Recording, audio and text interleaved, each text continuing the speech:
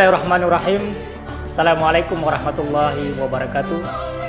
RRI sebagai salah satu stasiun radio tertua dan bersejarah di tanah air, pada usia ke-79 tahun ini, kiranya makin berkiprah pada era digital, terus berkembang dan menyesuaikan diri dengan kebutuhan publik.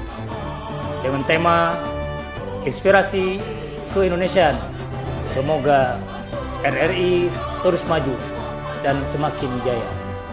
Saya Dandim 0103 Aceh Utara, Letkol Kavlari Mahyar STMMMAI, mengucapkan Dirgahayu Radio Republik Indonesia.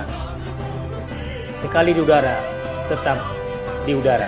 Assalamualaikum warahmatullahi wabarakatuh.